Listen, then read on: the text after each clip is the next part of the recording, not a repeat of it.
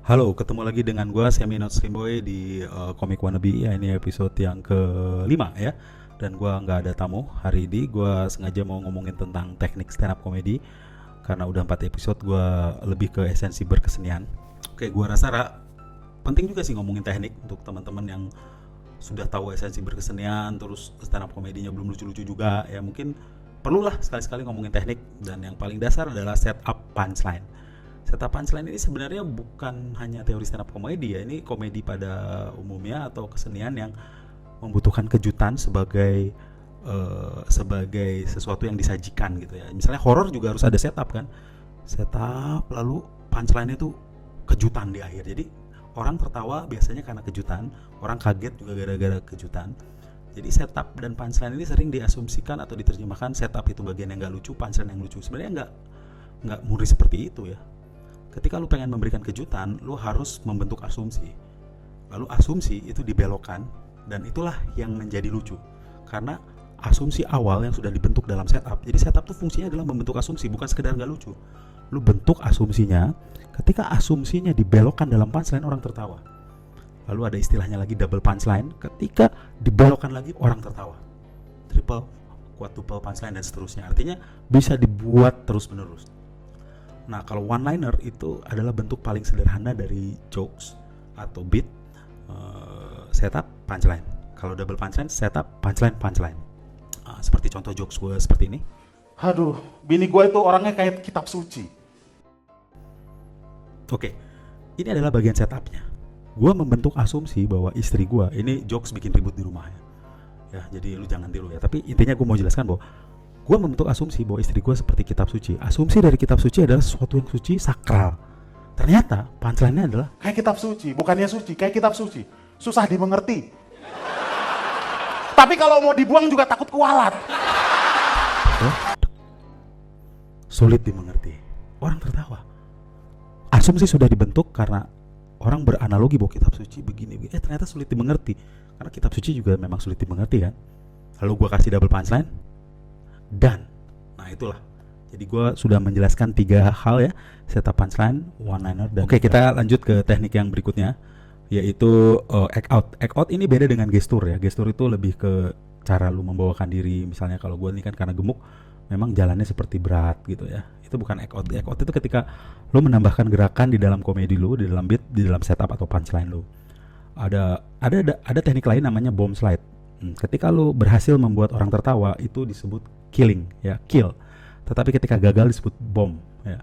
Bomb slide adalah ketika lu pura-pura tidak tahu bahwa sesuatu itu gagal. Jadi lu bomb slide, slide to the next jokes. Jadi next slide gitu. Dan act out ini berbahaya kalau misalnya lu nggak lucu, susah nge-slide-nya. Gue pernah bilang bahwa kalau act out itu kan lalu begini, gitu ya, nggak lucu. Kalau misalnya lu membuat suatu jokes, melempar sebuah jokes dan nggak lucu, orang bisa nggak tahu lu ke next jokes gitu. Mudah-mudahan next jokesnya lucu. Kalau nggak lucu juga ya sebenarnya lu yang bermasalah gitu ya. Jadi intinya adalah kalau act out benar-benar harus sudah lucu.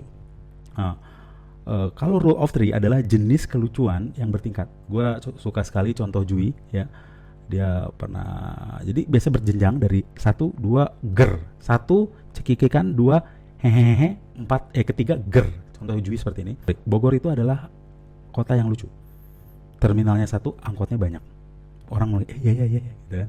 Kedua, istananya 1, rusanya banyak. Oh ya betul, udah mulai hehe. Wali kotanya 1, istrinya banyak.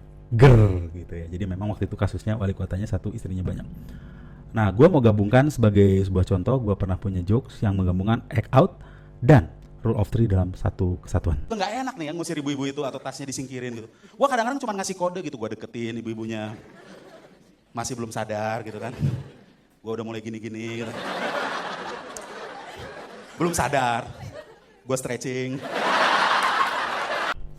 Teknik yang berikutnya adalah ketika lu berinteraksi dengan penonton. Ini disebut riffing. Nah, ini sebenarnya bukan interaksi sembarang interaksi. Kalau di luar negeri itu yang jago itu D.H. Harley ya.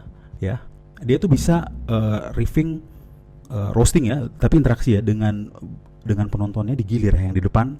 Makanya first row-nya dari show dia tuh selalu dapat giliran. Nah, jagonya di Indonesia tuh Soleh dan Ajis ya kalau menurut gua. Nah, tapi kalau kita perhatikan mereka mereka itu ketika berinteraksi seperti spontan, tapi gue yakin mereka tuh punya sebuah pattern lah, sebuah pola. Nah, yang gue pelajari banyak teman-teman yang komik beginner lah bisa dibilang, itu mencoba melakukan teknik ini, riffing, dan malah jadi bumerang. Pertama, lu belum dikenal. Ya, gue sendiri jarang sekali riffing. Belakangan gue coba, karena gue merasa sudah cukup dikenal. Dan ketika orang nonton ke show gue, berarti sudah kenal gue. Artinya, I'm the star on that show. Ketika seseorang diajak berinteraksi dengan seorang bintang, dia akan lebih seneng walaupun dicengin gitu ya. Nah, makanya ini berbahaya kalau untuk komik-komik beginner. Lu siapa gitu? Nanti penonton lu malah bisa ngambek, dan gue pernah lihat langsung di depan mata gue ada penonton yang ngambek dan pergi dari open mic gara-gara di riffing oleh komik yang unknown gitu ya. Jadi hati-hati. Tapi kalau lu nekat juga nggak masalah. Tapi banyak juga teman-teman yang melakukan riffing. Riffing ini kan berinteraksi dengan penonton. Ketika lu menanyakan sesuatu informasi dari penonton, lu harus punya respon. Lu menanyakan misalnya profesinya apa, dokter. Lalu habis itu lu ngebahas tentang guru. Itu nggak nyambung menurut gua. Seperti contoh ini. Ini gue suka sih Cici ini karena gue dulu pernah punya Gue pernah punya pacar Cina. Tapi karena gue Batak, gue harus putusin. Biasalah Batak gitu. Bagaikan Batak dalam tempurung. Mirip loh dengan Cicinya. Toko Roxy udah ditutup ya. Oh Mangga 2. Mangga 2 elektronik lagi turun. Dengan pulsa. Untung kecil tapi volume banyak. Ini Cici cantik, Koko ya lumayan lah. Tapi kenapa? Ya ini pacaran atau nikah? Pacaran udah berapa tahun? Setahun? Oh ya udah ngapain aja?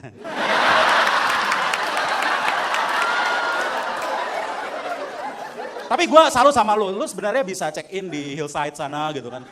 Tapi lu pilih ke tempat ini, salut lah, tepuk tangan untuk mereka gitu ya. Tapi gue kasih tahu lah ya, sebenarnya Kok ya. Kenapa Cici ini mau sama Koko? Itu sebenarnya bukan masalah selera. Itu masalah pilihan. Sebenarnya selera dia bukan Koko. Tapi pilihannya cuma Koko. Di situ gue menanyakan status hubungan, dia bilang pacaran. Lalu gue sudah siapkan sebenarnya. Sudah dapat apa aja, orang ketawa. Tapi kalau di kota lain ada yang statusnya masih nikah, yang sudah menikah. Gue juga jawabannya lain. Jadi bukan sebuah basa-basi ketika lu ngomong atau menanyakan suatu status terhadap penonton lu gitu. Itu berbahaya ketika misalnya dijawab apa, lu tetap dengan jokes lu yang sudah lu siapkan. Jadi lu pertama lu harus terlihat spontan, dan bahkan harus spontan menurut gue. Tapi seandainya kalau gue tuh nggak bisa spontan Soleh atau Ajis, gue akuin mereka hebat banget. Gue prepare plan A plan B nya gitu. Kalau dia jawab ini, gue jawab ini, jawab ini, jawab ini. Gitu. Jadi menurut gue riffing itu nggak boleh. Ketika lu mengajak berinteraksi, jawaban orang tuh harus lu hargain dong. Kalau nggak, itu namanya lu basa-basi. Ya. Berikutnya adalah gimmick. Gimmick adalah sebenarnya atribut atau keahlian atau apapun aksi panggung yang lu tambahkan dalam komedi lu. Jadi lu punya skill lain. Kalau gue sih lebih cocoknya lebih menjelaskan seperti ini. Lu punya skill lain di luar komedi yang lu tambahkan sebagai aksi pertunjukan. Tapi menurut gue ini jangan sampai menutupi unsur komedinya. Dan ini sah. Ya, teman gue Lukman dia jago sulap, dia tambahkan unsur sulap dan sulapnya menunjang komedinya gitu. Ada yang menambahkan unsur musik seperti seperti Dodit Mulyanto menggunakan biola. Terus teman gue Moody Taylor atau Mas Anang Batas menggunakan gitarnya. Mereka biasanya menggunakan musik-musik, membuat musik parodi ya. Kalau Mas Anang Batas dan Moody Taylor, gue juga pernah melakukan itu karena gue bisa main gitar. Gue ciptakan beat. Kalau gue kurang suka berparodi ya. Parodi itu sah, tapi gue kurang suka aja, kurang bisa gitu gue menciptakan musik-musik parodi. Ini contohnya. Zaman gue SMP semua orang harus bisa melodi itu.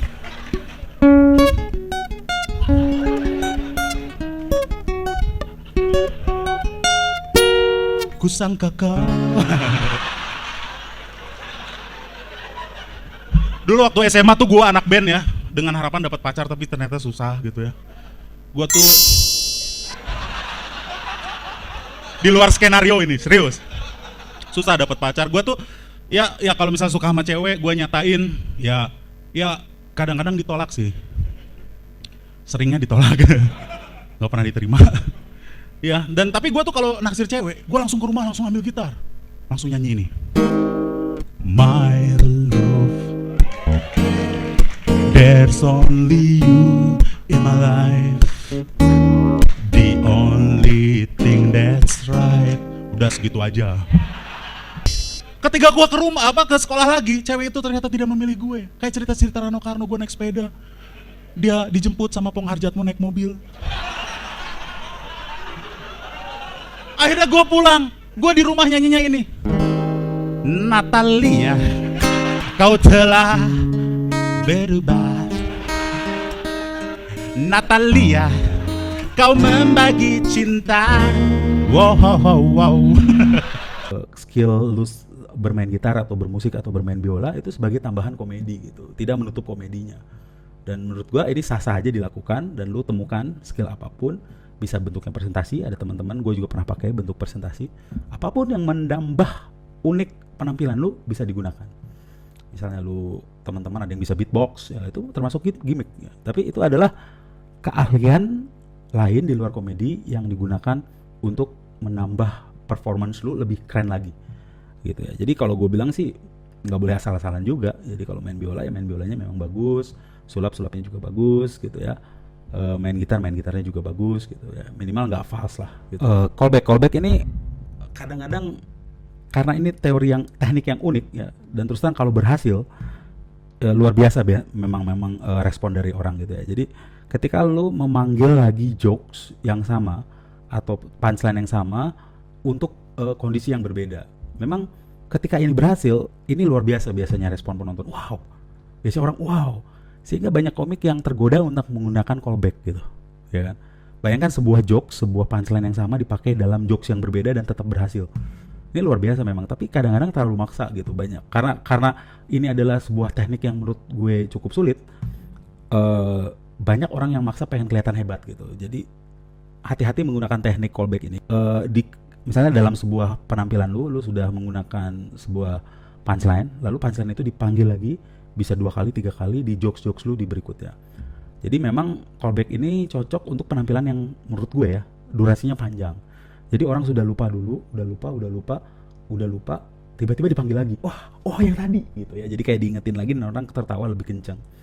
Tapi dipastikan bahwa callback itu di jokes yang pertama atau di beat yang pertama sudah berhasil. Jadi nggak mungkin lu memanggil sesuatu yang tidak berhasil, itu jadinya double bomb, ya kan?